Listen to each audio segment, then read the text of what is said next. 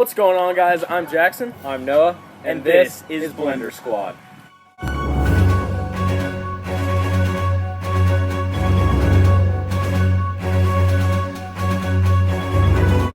Today, we're going to find out, will this Oster blender hold up against a Coke can?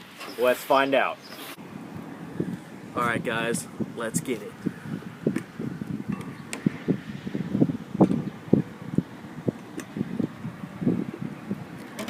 Safety first.